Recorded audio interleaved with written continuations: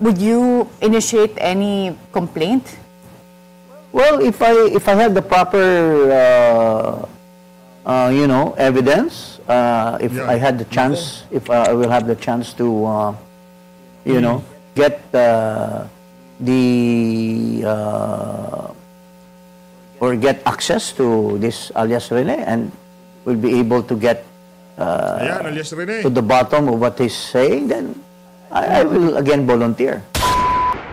Kaya naman ang panawagan ho ngayon ng ating mga kababayan sa mga kasamang senador nitong si Senator Risa Hontiveros dyan sa Senado, kung hindi nyo rin lang naman kayang magsampa ng ethics complaint laban dyan sa kasamahan nyo, maging patas na lang kayo sa mga ethics complaint na isasampa dyan sa ali na yan sa mga susunod na panahon.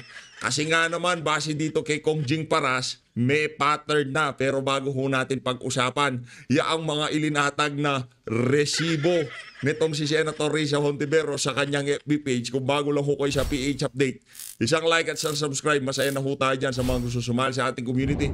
Yung join button, nandyan lang ho sa baba. Naku, magna 908,000 subscriber na ho tayo. Yung pang 909,000 subscriber, makakatanggap ng mega love shoutout. Makakatanggap ng mega love shoutouts kay PH Update. Eto ho mga kababayan, hindi ho maganda o gaga ang opisina nitong si Senator Risa Hontiveros. Di ko alam narinig ko siguro ang panawagan natin dito sa PH Update kasi doon sa unang video natin na kung saan nagpaliwanag itong si Hontiveros na kesyo ganito yan, nagkaroon ng text messaging sa pagitan ni alias Rene at ang opisina nitong si Senator Risa, merong email, may nanghihingi ng pambili ng laptop. Nako, yan na naman yung laptop, di ba? Ngayon mga kababayan, susubukan ho nating silipin yung mga resibo. Kasi tayo, nung college tayo, yung resibo, ginagawa ho natin yan Di ba? Pagdating sa resibo, kabalbalan ho yung resibo na yan. Dapat ipakita nyo sa amin yung computer, laptop, yung device na kung saan mai-scroll natin kung talaga nga bang yung mga date hindi dinoktor, di ba? Yun ang ipakita nyo sa amin kasi yung mga, hindi naman hindi naman public documents yan, kaya kahit anong gawin nyo dyan, wala namang problema dyan.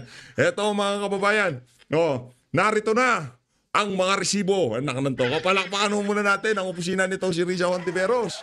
Ito yung resibo. Isa ho ito sa mga ilinatag ni Risa Hontiveros na resibo diyan sa Senado na kung saan meron ho kayong makikitang Michael at ba't mo tatanggalin yung at gmail.com at yahoo.com? Bakit mo kaya siguro bumuelo kayo bago nyo ilinabas to kasi kailangan pang i-compose yan, ayusin pa mga date niyan. Hindi nyo kami madadaan sa ganyan. Scroll ho natin, ayan wala alias Rene, Michael Maurilio, meron bang problema sa iyo kung ipakita ni Risa Hontiveros ang email address mo? Meron bang problema sa iyo yon? Kung wala naman, pakita nyo na ho. Yung email na gumagalaw, yung nag-i-scroll, hindi yung picture na ganyan. Magaling ho tayo dyan, mga kababayan. Nung college tayo, yung mga resibong ganyan, ito. Yan. Yan na nga ba sinasabi natin? Isa pa ho ito. Isa ho ito sa mga sinasabi ni Senator Risa Hontiveros na ang tawag dito naging palitan daw nila nitong si Michael Maurilio at ng opisina nitong si Senator Risa Hontiveros. Pero ito matindi dito. Ayan. Yan na nga ba sinasabi natin. Ginawa ko ho itong nasa gilid na to. Itong may logo na to. Ito yung sa FB page ni Senator Risa Hontiveros. Kung inyong mapapansin, 2023 ho yan. 2023 tong isa, tapos merong 2004 dito. Dito sa kabila, ginawa ho nating 2025 pero hindi nyo ho makikita ang difference. Hindi nyo ho mahahalatang inedit na pala ni PH yan. Yung nung merong araw na gano'n, yun yung edited version. Kaya ang sinasabi ho natin dito, wag ho kayong basta-basta maniniwala. Kung pa-screenshot lang na ganyan, tapos sasabihan tayo na, heto na, resibo. Anong resibo? Walang resibo dyan. Ang tawag dyan, screenshot at hindi namin malaman kung totoo o peke. ipakita nyo sa amin yung video na ini-scroll nyo. Na talagang, yan ang chat sa akin ni Michael Maurilio. Ayan, kita nyo naman gumagalaw. May date yan. Ha? Ito yung mga email before and after kong na-receive yung email na yan. Itong yung date lang naman. Wala kang pakialam kung sino nag-chat sa inyo. O nag-email sa inyo. Pero kung ganyan lang ilalatag nyo sa amin, screenshot, loko-loko. Kalokohan ho yan. Hindi na bebenta yan. Tignan nyo yung sa kabila, yung may arrow. Yan ho yung inedit natin. Wala pang 3 minutes, tapos na ho yan. Sabi ko naman sa inyo, pagdating sa resibo, ni-edit ho natin yan kasi nung college kasi, di ba? Meron kang extra panggastos pagka magaling ka mo edit.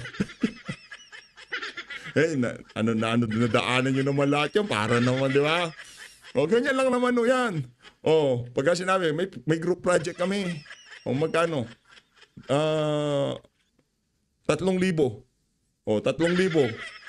Siyempre, 3,000 yan, di ba? Siyempre, binata, kaya marami kang, yung gala mo, yung mga kabalbalan mo, di naman kasama sa baon mo. O, so, gagawa ka ng paraan dyan.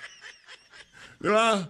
O, ngayon, ano gagawin mo dyan? O, siyempre, 3,000 hiningi mo, group project, o meron kang binayaran, magbibigay ka ng resibo ng 3,000 dyan. Ngayon, gagawin mo dyan.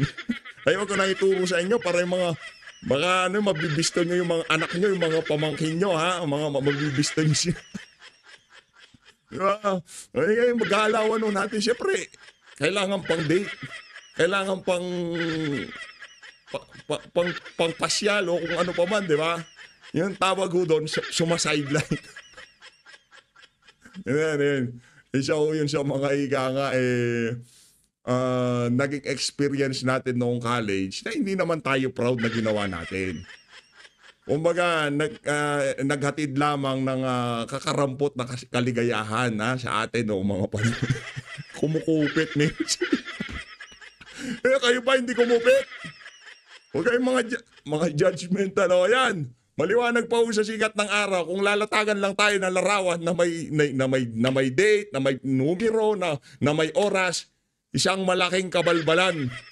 Oh, ano pa ba sabi ni Risa Hontiveros dito? Wala kaming nakikita dito, Risa Hontiveros, ha? Wala kaming nakikitang resibo dito. Ang nakikita namin dito, puro screenshot lamang. Ha? Puro screenshot lang to. Madali lang gawin to, Risa. Alam mo, doon sa panahon na nagsalita itong si alias Rene, hanggang ngayong hanggang kahapon na pagpresenta mo ng yung naging press con mo, napakadaling gawin ng conversation na yan.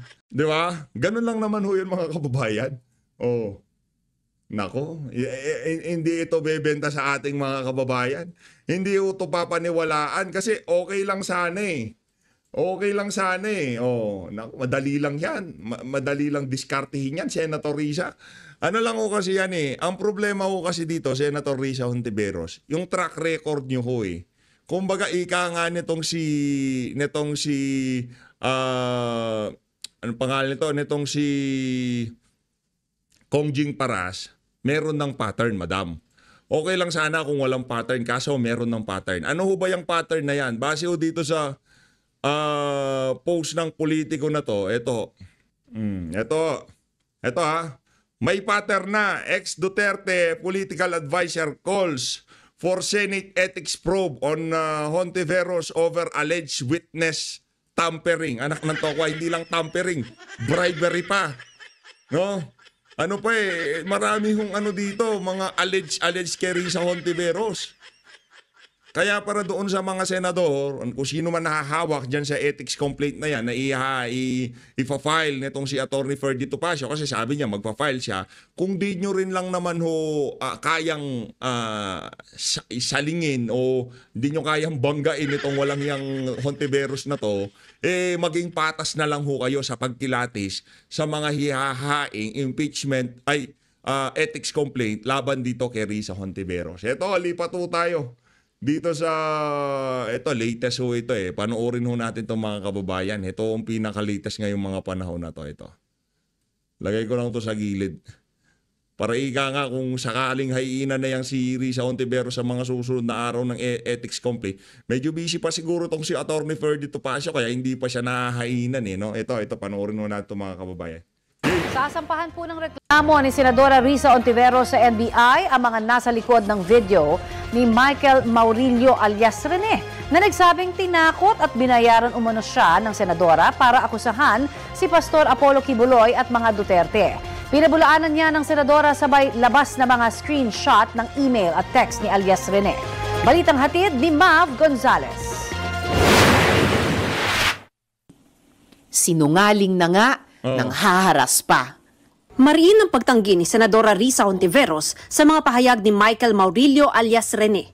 June 25 nang ipost online ng isang pagtanggol valiente kung saan sinasabi ni Maurilio na tinakot at binayaran lang umano siya ng senadora para akusahan si Pastor Apollo Kibuloy at idawit ang mga Duterte. Kabilang sa mga isinawalat niya noon sa Senado ay ang pang-aabuso umano ni Kibuloy sa ilang babaeng miyembro ng Kingdom of Jesus Christ. Michael exposed people who trusted the Senate with their stories. And these are people who were already afraid. Now they are in danger. Again, yan ang talagang kinagagalit ko. Hindi, ikinagagalit mo. Ngayon, ikaw napuputukan sa ano mo, sa mga kasama mo, yung mga bataan mo. Kagaya nung abogado mo kasi pati sila nakakalad ka dyan sa skandalo mo na yan. At ang problema dito, hindi lang ito ang kauna-unahang kapagkakataon na nangyari to. Yung abogado mo, nasangkot na rin. Diba? Doon kay alias DJ. Anak ng tokwa. Ano yan, Risa Ontiveros? Ika nga nitong si Ma'am Sas Rugando Sasot. Napagtripan ka ng Judic. Napagtripan ka ng bangag, madam. Hindi lang ito paninira. Giit ng senadora, si Maurilio raw ang paulit-ulit lumapit sa opisina niya mula December 2023 at nag-volunteer na tumestigo laban kay Kibuloy. Naglabas pa siya ng mga screenshot ng email at text bilang resibo. Siya mismo ang gumawa at nagbigay sa yung mga text message, madali lang hong gawin yun. Madali lang ho yun. Kung yun ang isusumite mo, pakita mo yung totoong text. Pakita mo yung totoong email. Yung may timestamp at merong email doon sa taas ng email na yon na kung saan hindi mo pwedeng madaya. Yun ang gusto makita ng mga kababayan natin. Ngayon, kung sakaling mapakita mo yan, Risa Ontiveros, baka doon pa lang kami maniwala.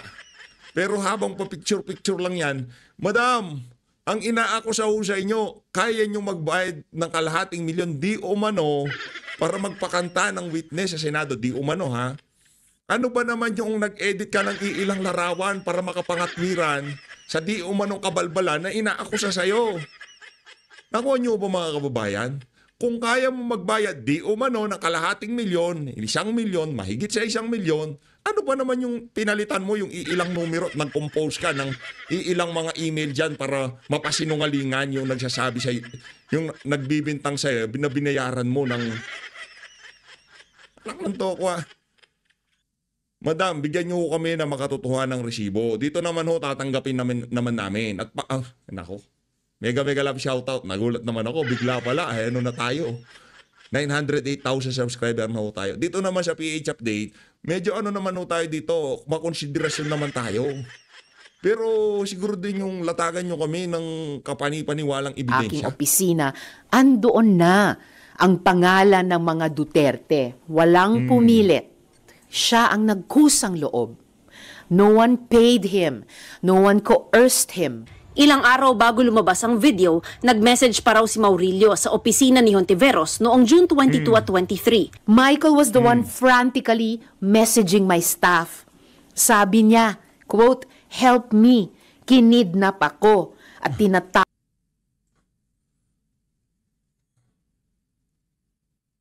ako ng weight. So you're saying with respect to dito ako kinulong sa Glory Mountain. Sen, kasi ganito ho kasi yan, Sen Risa.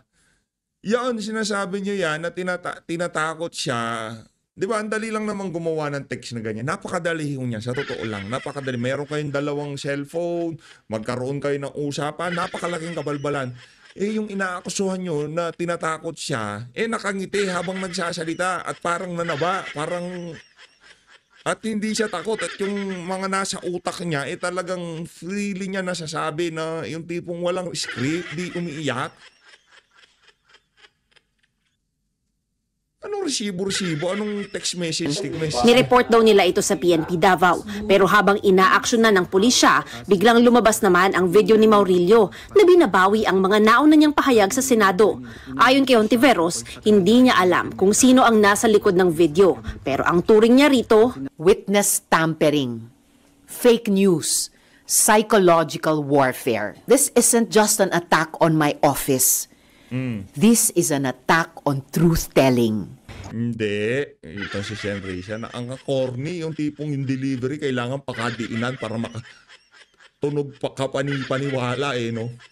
Di na ho bebenta yung ganyang galawan sa mga kababayan natin. Kahit ano pa yung delivery niyan, pagka totoo yan. Oh. hindi rin aniya nito napahina, kundi lalo pang napalakas ang findings ng Senate Committee on Women and Children laban kay Kibuloy. Hindi lamang si Michael ang testigo, maalala po natin 14 sila ni hindi siya ang star witness at yung iba sa 13. Make sure na anuhin mo na yan kung sakaling meron ka mang inareglo dyan, kung sakali meron kang kinausap, binigyan ng e-bike o kung ano pa man, di natin alam, kausapin mo na sila. Dahil yung tawa nitong si alias Rene, sa tingin ko ngayong mga panahon na to, yung mga naging kasamahan niya, malungkot din. Kaya kung sakali na, di ba, makaano sila, makapag-milay-milay sila, masabi nila yung katotohanan dito sa isa na to, lalo kang pagtatakloban ng langit at lupa, sigurado. Ngayon ito si Risa, tignan before and after niya. Bago ho yan yung mukha niya na yan noong impeachment trial, yung nag-convene yung impeachment court. O ngayon yan, tignan niyo yung nagsasalita siya ngayon. Wala na hindi ka makatulog Hindi kulang na kulang ang tulog.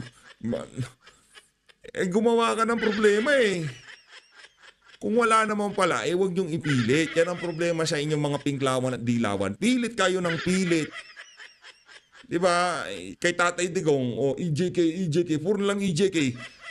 Umabot na sa ICC lahat-lahat. Wala pa rin silang ebidensyang ilalalatag sa Pilipinas. 3 pang witness na yon ay nag-reach out na sa opisina ko para sabihing handa nilang patunayan. Sabihin muli na sila'y nagtestigo ng malaya at hindi sila binayaran. Ayon kay Hontiveros, God for you, madam. God for you. Kung yung mga natitirang witness mo, willing sila, baka lang naman Baka siguro pwede na, di ba, yung akusasyon sa'yo, 1 milyon, pwede siguro para hindi sila bumaliktad. Ewan ko ba dyan?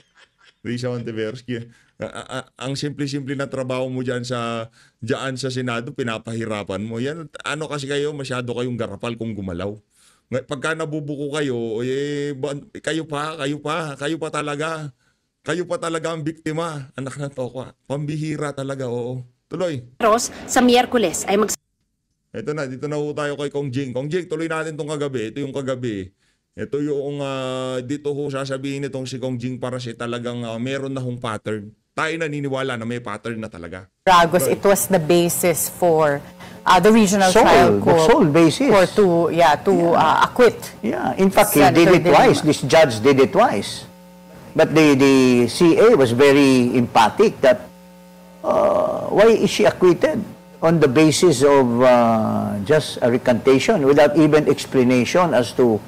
And former Justice Secretary Aguirre was very blunt about saying that how can he recant this Ragos? How could he recant when there are so many videos when he was interviewed? He was flawless yung Then suddenly he recants and it will be the basis for the acquittal of Laila De Lima. It's too good to be true. Okay, but that is the Marcos administration, so. And they are very friendly with De Lima, friendly with the left, and so on. So are you implying that the recantation, when it comes to Ragos' testimony against Congresswoman Laila De Lima, has something to do with this administration? Yes.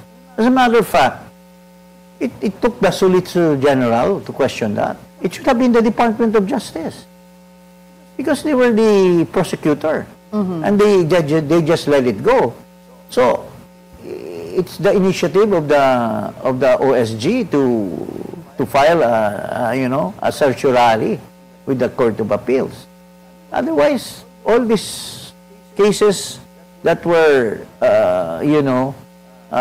for the dismissal of the crimes of alleged crimes of De Lima, it seems there's some touch of politics there. Well, what about this case now of alias Rene? If you're saying that it seems like recantation would have something going on behind the scenes that we're unable to see. In that case, yung kay Ragos nga, you're saying that the administration may have something to do with him recanting his testimony against Congresswoman Leila De Lima. But now with alias Rene, do you think there was also someone that forced him to recant his testimony? Ayan. Well, maybe out of conscience siguro, or I could not go to that extent. That is why I'm challenging. Ano siya eh, kumbaga dalawa siyang magkaibang anong tawag dito? Magkaibang kaso. Yung kay De Lima, nagrekantong sila Ragos. Dahil ang administrasyon siguro meron ng deal dito kay Leila De Lima, kung sakaling makalaya ka o kausapin mo yung mga kasamahan mo, huwag sila masyadong maging kritiko ng administrasyon. Magtulong-tulong tayo para pabagsakin itong mga Duterte na to. Kasi pag pinalaya ka namin, isa ka sa matinding bumira sa mga Duterte. Meron kaming makakasama, ML na ngayon eh. Di ba? Mamamayang liberal na ho siya. Tapos, yung lahat na nagturo sa kanya, yung mga self-confessed drug lord, kagaya ni Kerwin Espinosa, paano hindi aatras si Ragos? Pati yung si Kerwin Espinosa, pinalaya din. Kaso pagdating ho dito kay alias Rene, iba ho ito. Kumbaga itong si Pastor Kibuloy, wala hong impluwensya ng makapangyarihan ng kung sino man nasa administrasyon o mahawak ng mataas na pwesto sa pamahalaan. Ang basta-basta ang hahanap dito kay alias Rene at sasabihin na ganito gawin mo, bawiin mo lahat. Hindi ho paborable sa kanila yon. Ngayon naman, pagdating dito sa kampo nitong si Pastor Apollo Kibuloy, kung sakali mang merong umareglo dyan, aaregluhin pa lang ho siya, sigurado rin-report na niya kay Risa. Nakuha niyo ho ba mga kababayan? Ganun ho yun. Hindi yung tipong, pagka kasi ikaw testigo ka ni De Lima, wala kang ibang pupuntahan. Magsusumbong ka sa mga Duterte? Ano magagawin mo sa mga Duterte? Pati sila nga inahabol. Etong si alias Rene, meron siyang matatakbuhan, si Risa Hontiveros. Bakit hindi ho siya tumakbo? Bakit hindi ho siya nag-text na, Sen Risa, tulungan mo naman ako, i-secure mo ako, hinahanap ako ng mga KOJC o sino man taong naghahanap sa akin. Di ba? Bakit ho siya nagsalita? Ang tanong, sa atin, konsyensya ho talaga ang nagtulak dito sa bata na to para ibulgar yung kanyang mga nalalaman diyan sa mga kabalbalan netong si Risa Hontiveros. The senators, because this is a black eye on the part of the Senate. There's an allegation about one of their members, and they should take initiative to clean up the image of the Senate. Because if we just let this go, then this becomes part of history, that the Senate is a bastion of purely politics. There is nothing really good about it. No, kasi anyone can just. In fact, it's pretty obvious. Hontiveros conducted an inquiry by herself. She was the only one who investigated Kibuloy and showed these witnesses with their mask or whatever. Oh, you mentioned kanina while we weren't on air yet, a certain Attorney Sabio who also recanted. What was that about? Well, Attorney Sabio, if I recall, was the one who initially filed a case against President Duterte in the ICC. But I saw a video later on where he said he was withdrawing the case because he doesn't want to be used. It was for the purpose of perpetuating justice. But it seems that the people who were asking him to file the case or who convinced him were the same people who came up with this decoy, and he was supposed to be convinced by Trillanes to be a witness, to be the lawyer for Bicoy, because initially he lawyered for Las Cañas and Matabato, but sabi niya, oh, this is again another manipulation. So he realized that Las Cañas and Matabato were manipulated witnesses. And sabi niya, I could not continue being used. Sino ang ina-accuse ni Attorney Sara as accusing him? These conspirators, Trillanes, Hontiveros, De Lima, at saka yung certain father, isang pare dyan sa Ateneo daw or something. As a matter of fact, I heard that there's a woman whom they detained and they wanted her to testify who had filed cases for kidnapping or for illegal detention. I heard that. I could not just get the total story about that. But it's DOJ that filed against filed the case against Trillanes and that priest for keeping that woman inside a certain place. Would you know if that case is still ongoing? I think it is ongoing because I heard it in the news or some other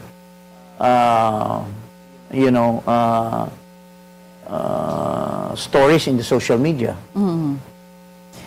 How do you respond to Senator Risa's claim that the witnesses came voluntarily? In this case, including alias Rene. Well, it's a war against these people. Of course, you're a senator, you're a very powerful person. You can always, manipulate. You can always spend money to whitewash all these things. They have the power. They have the influence. So, how can alias Rene fight them? But if he's telling the truth, and out of conscience, you realize na kawawa naman si Pastor Kibuloy, he's one of those responsible for his incarceration, baka na-konsensya naman siya. And we cannot always presume that he is paid or he is being, contacted by other people. So, it's neither here nor there. That's why I call upon the proper authority to investigate this and let the truth come out. Kasi kalaban ni alias Rene, isang senador, very influential. Yung mga kanyang mga pinklawan at mga dilawan, kakampi na ngayon ni Marcos. So, nakakatakot na mawa-whitewash lang ito lahat. Are you worried about the safety of alias Rene? Yes, I'm very worried. I'm very worried because if this woman, this senator, has been doing this for a long time, and she's an expert in manipulation. She's also an expert in threatening witnesses, in even maybe getting rid of them. So allegedly, that can be her expertise. How would you respond to allegations that the cases that you filed and Attorney Topacio filed are politically motivated against Senator Risa Hontiveros? Well, the only thing I can say is that I was not employed with government. I was not then a member of the Duterte family government, no? The government. When we filed that, we were volunteers for the BACC. Kami ni Topacio at the time and it just so happened na Dante Jimenez, who was then the president, and we were the legal advisor of BACC, asked a favor na, pare, ano nyo naman ito? Tingnan mo naman, andito yung tatay, nakiusap, yung mga anak niya, nawawala. After the investigation sa Senate, the children disappeared. So, it was not motivated by any politics, but it was motivated by our duty as a citizen to fight against evils of government. So, you know. Kung sakaling walang Senate inquiry or investigation on this matter of witnesses, as you said, the pattern of witnesses that eventually recant and say that they were only coerced by Senator Risa to testify, would you initiate any complaint? Well, if I have the proper, evidence, I had the chance, if I will have the chance to, get or get access to this alias Rene, and will be able to get to the bottom of what he's saying, then I will again volunteer. In fact, we're even thinking of filing an impeachment case against Marcos. We're contemplating on that. You know, people should. Pagsabay-sabay nyo na. Kong Jing, pagsabay-sabay nyo na. Kay Risa, lahat sila. Should, if they file impeachment, a useless or, an impeachment that has no basis against Sara Duterte, and they made it a big thing. There are more cases. There are more possible charges against Marcos for an impeachable offense. So, I'm just saying that we can always do what we did before. Impeachment of Bautista out of our sheer, trying to find justice, and also for the same reason, why not file also impeachment case against Marcos? If there is if there are people who can file charges against Duterte, then there are also people who should be conscious that Marcos has committed more crimes than Sara Duterte. Bakit nyo naman nasasabi na mas maraming kinumit na crime si President Bongbong Marcos? I don't want to enumerate, but I already have compiled. One of that is itong pagkidnap kay Duterte. Nako. So many violations of the Constitution. Those are culpable. Violation of the right of abode. That's one.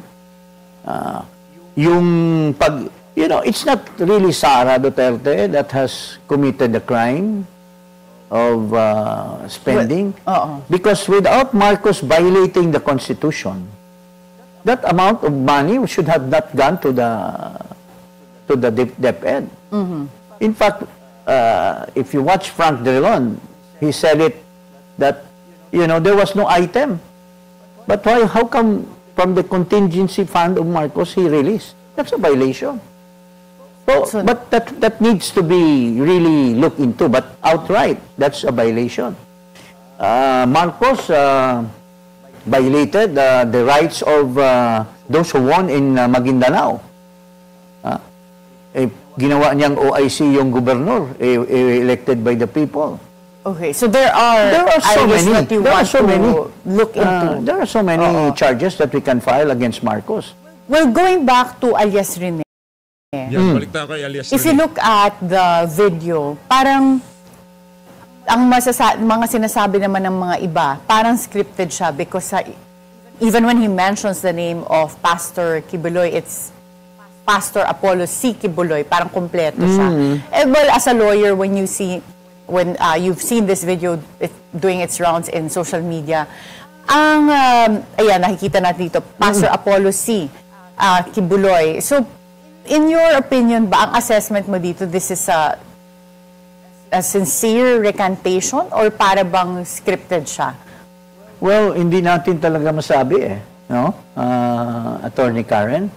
Hindi talaga natin masabi kasi, alam mo, it's either here nor there. That's why, as it is, it rings a bell. But it needs more, quizzing. Kailangan talaga maano yan. Or kumbaga sa due diligence, it raises a red flag, pero kailangan siyang aralin ng mabuti. You go to the bottom. Kasi, on one side, you can say, oh, yun na nga, mapupuna mo ganun. But on the other side, you have to get the totality of it's not only that na the mention of the word completo Pastor C. Kibuloy, but you have to get to the bottom of, it should be the whole story. That makes it, palatable to the people, di ba?